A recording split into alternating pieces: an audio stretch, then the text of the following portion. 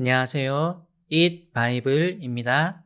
오늘 묵상할 하나님의 말씀은 출애굽기 4장 24절에서 31절까지의 말씀입니다. 먼저 오늘 말씀을 읽겠습니다. 모세가 길을 가다가 어떤 숙소에 머물러 있을 때 주님께서 찾아오셔서 모세를 죽이려고 하셨다. 십보라가 부싯돌 칼을 가지고 제 아들의 포피를 잘라서 모세의 발에 대고 당신은 나에게 피 남편입니다 하고 말하였다. 그래서 주님께서 그를 놓아 주셨는데 그때 십보라가 피 남편이라고 말한 것은 바로 이 할례 때문이다. 주님께서 아론에게 광야로 가서 모세를 만나라고 말씀하시니 그가 하나님의 산에 가서 모세를 만나서 입을 맞추어 문안하였다. 모세는 주님께서 자기를 보내시면서 하신 모든 말씀과 자기에게 명하신 이적들에 관한 모든 것을 아론에게 말하여 주었다. 모세와 아론은 이집트로 가서 이스라엘 자손의 모든 장로를 불러 모았다. 아론이 주님께서 모세에게 하신 모든 말씀을 그들에게 일러주고 백성이 보는 앞에서 이적을 행하니 백성이 그들을 믿었다. 그들은 주님께서 이스라엘 자손을 굽어 살피시고 그들이 고통받는 것을 보셨다는 말을 듣고 엎드려 주님께 경배하였다. 하나님은 모세가 이집트로 돌아가 해야 할 일이 큰 용기를 필요로 하는 일임을 말씀하셨습니다.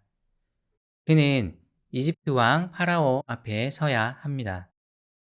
그리고 이스라엘을 놓아 보내라는 하나님의 명령을 전달하는 동시에 그 명령을 거절할 때 일어날 일에 대해 담대하게 경고해야 합니다. 자칫 이집트 왕의 노여움을 사서 죽임을 당할 수도 있지만 그는 파라오 앞에 서서 하나님의 말씀을 전해야 합니다. 그는 이번에는 하나님의 명령을 거절하지 않습니다. 그는 그의 가족들을 데리고 이집트로 향합니다. 그는 용기 있게 길을 나섰습니다. 그런데 이상한 일이 벌어집니다. 오늘 본문은 해석하기 매우 까다로운 본문입니다. 하나님이 갑자기 이집트로 가고 있는 모세를 죽이려 하십니다. 이해하기 힘든 이야기입니다.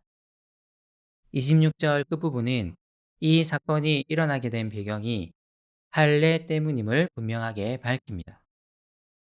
아마 이야기의 자세한 내용은 이럴 것입니다. 모세는 자기 아들에게 할례를 행하지 않았던 것 같습니다. 할례는 선택된 백성임을 보여주는 중요한 표징이었고 그는 그의 아들에게도 할례를 행해야만 했습니다. 하지만 앞서 모세가 이집트로 가라는 하나님의 명령을 몇 번에 걸쳐 거부했듯이 어떤 이유인지 설명되지 않지만 아들에게 할례 주는 것을 계속 거부했던 것 같습니다. 하나님이 모세를 죽이려고 하셨다는 24절에 대해서 크게 두 가지 해석이 있습니다. 먼저 하나님이 진짜 모세를 죽이려 하셨다는 해석이 있습니다. 두 번째, 모세가 이집트로 가는 도중에 큰 병이 들어서 매우 아팠는데 24절의 표현은 모세의 심각했던 상황을 표현하는 구약 특유의 완곡어법이라고 보는 해석이 있습니다. 이 경우 모세가 심각한 병을 앓는 것을 본 시보라가 남편이 병에 걸린 이유를 할례로 이해했다고 봅니다. 사실 앞선 두 가지 해석 모두 모세가 심각한 병을 앓았다는 것을 전제하고 있습니다. 모세가 아들에게 할례를 줄 수 없는 상황이었기에 그의 아내 십보라가 남편을 대신하여 아들에게 할례를 행하고 있는 것입니다. 유대 관습상 할례는 아버지가 행하는 것이었습니다. 하지만 아픈 모세는 할례를 행할 수 없었으므로 십보라가 그것을 행하고 아들의 포피를 모세의 발에 갖다 댐으로써 실제로는 아버지가 할례를 행했음을 보여주려 합니다. 그리고 피를 흘리는 할례를 통해 모세가 나았으므로 십보라가 그를 피남편이라고 부르는 것입니다. 이 해석이 이 본문에 대한 가장 유력한 해석입니다.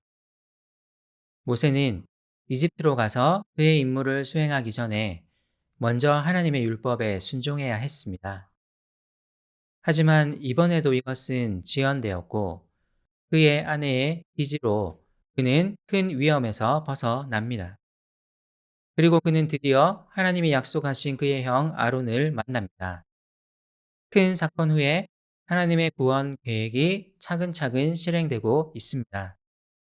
모세와 아론은 함께 이집트로 가서 이스라엘 장로들을 불러 모으고 하나님이 하신 말씀을 전하며 백성들 앞에서 하나님이 행하라고 하신 이적을 행합니다.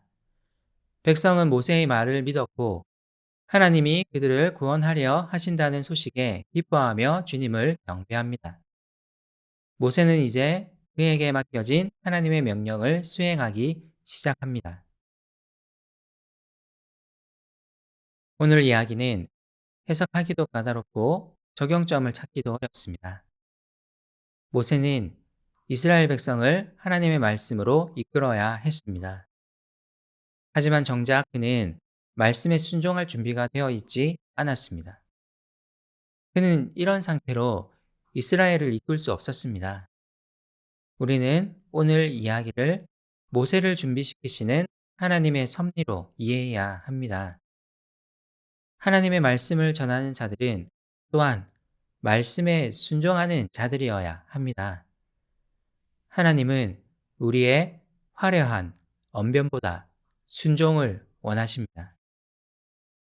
내가 속한 교회의 지도자들이 또한 내가 순종의 삶을 살아가도록 기도합시다. 함께 기도합시다. 하나님, 말씀을 읽고 묵상하고 때론 그 말씀을 전하지만 정작 그 말씀에 순종하고 있는지 돌아보게 해주세요. 말씀에 순종하는 것을 통해 주님을 점점 닮아가고 싶습니다. 우리 교회의 지도자들이 그리고 제가 순종의 삶을 살도록 도와주세요. 예수님의 이름으로 기도드립니다. 아멘.